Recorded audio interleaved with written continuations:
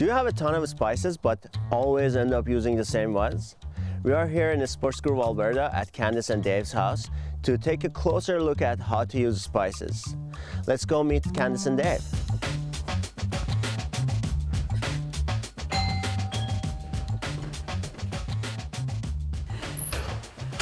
Hi. Hi. Hi. Nice to see you. Nice to see you again. Come on in. Come on in. Good. Thank you.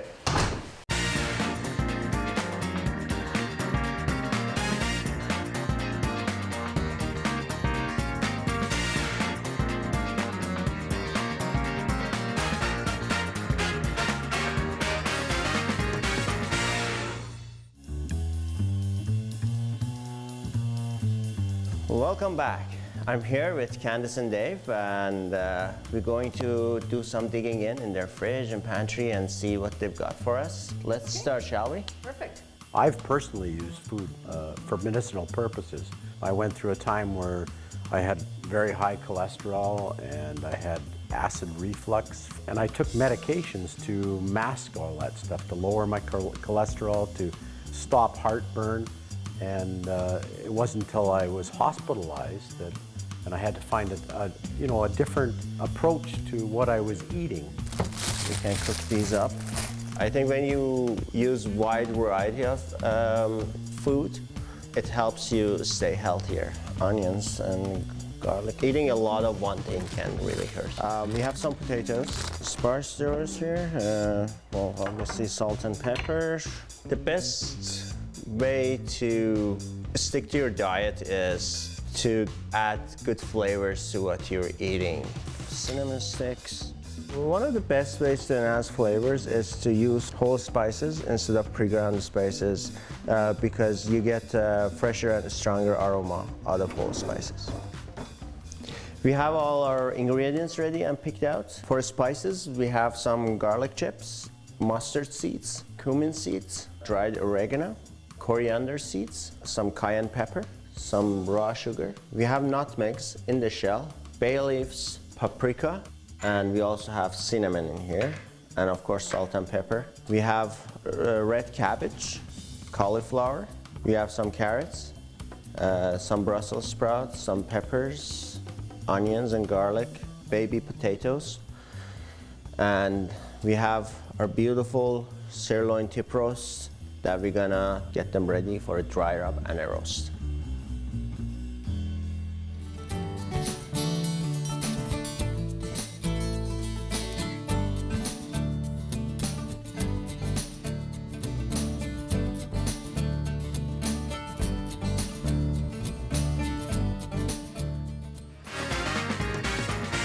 We have spices in our cupboard that we've got for maybe one recipe, but we really don't know how to use them. Like cumin. Can you tell us about that? Cumin is actually a very multi-purpose kind of spice that it would taste good on your chicken and beef, on pork. It's really good with rice. In Asian countries, they use it for rice. It's very multi-purpose. You can put it in your burger and lamb burger and stuff like that. I love chai tea and it's got cardamom in it. What can I use that for? Cardamom is good for sweets. This is kind of a spice that would keep it as a whole. Have you seen like cardamom that you break the shell and there's seeds in it? And the flavor of cardamom is mostly in the seeds, so it comes from the seeds. Mostly I would put it on sweet stuff like desserts and candies and tea.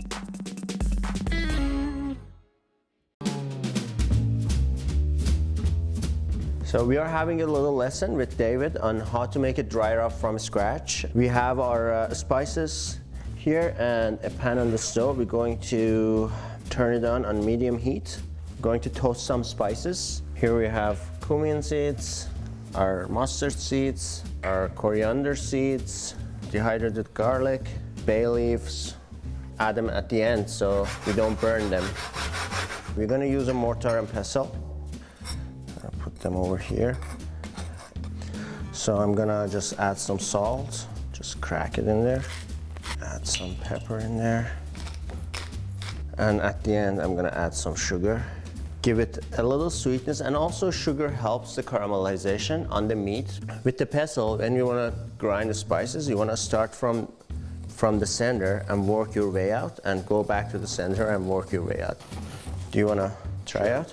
So from center out.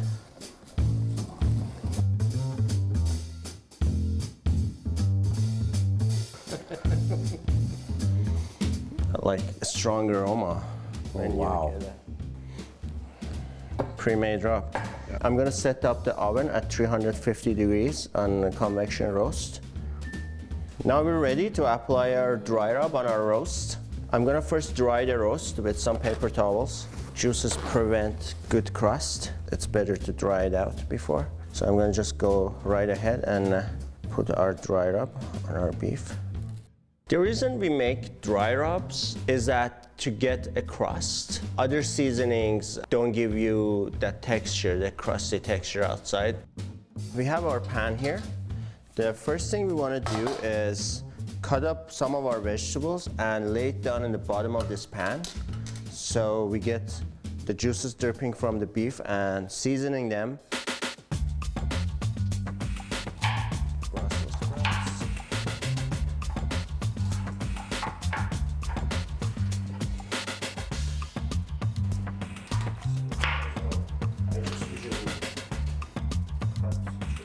Well, that's a good way to do that.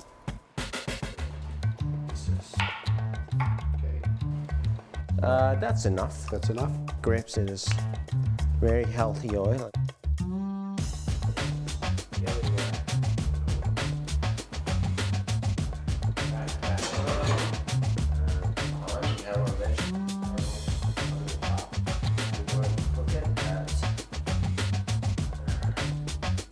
There we go. We're here with Candice now. We're starting to make our sweet braised cabbage. I'm just gonna go ahead and cut this cabbage to half first. So you can see the core. You can just cut the core out with tip of your knife and cut it to half again, and then just cut it up. As you cut it up, you just add it in our pot. I'm gonna add around like half cup of vinegar in there. Let's say another half cup to 3/4 cup of sugar. So I'm gonna just go get whole nutmeg and ground some in there. Couple cinnamon sticks, just as whole cinnamon sticks, just stick them in there. You won't grind those up? No. Also going to add a little bit of ground cloves and some ground cardamom. We put the lid on and we let it cook. Another thing we're going to make is caramelized onions and peppers. Now that's awesome, the way you cut that. We get the four sides cut and then we get the core out. You want to cut the peppers from inside, because if you do from outside, the knife doesn't cut through the skin very easily and it might smash your pepper, right? Now I'm gonna quickly cut an onion.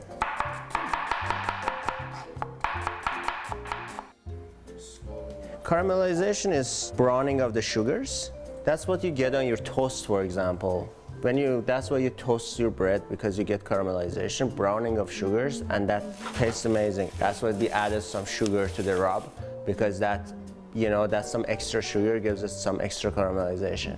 The same thing, the sugars in vegetable caramelize, and you get that good flavor that comes out of the sugar when you caramelize. We're not adding any more sugar? No, it's everything has sugar in it. Yeah, we're good. Questions about chili powder and paprika. See, chili powder has the peppery flavor, but it also has a lot of heat, right? Okay. Whereas paprika has that flavor, but it's mild. It doesn't have that heat. If you really want the flavor of peppers in your dish incorporated in your, like, let's say mashed potatoes without putting peppers in them, I would use paprika. It's like red bell pepper almost. But chilies have a lot of heat. You want to sometimes mix them both as well to get heat and the flavor at the same time. Ground cloves. Cloves are also good with sweets. They're very good in variety of desserts, in pies. And a lot of instances we put it in and just like as a whole and don't even grind it. Just take it out at the end. Guests are here. Okay, our roast is ready and everything else is ready as well. Let's start plating.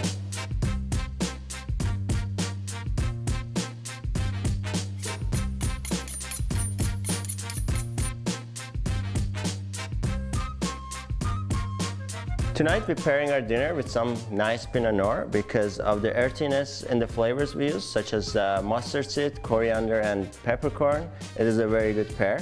Thank you for watching Pantry Raid. And if you want your pantry raided, contact us with the info below. Enjoy. Cheers. Cheers.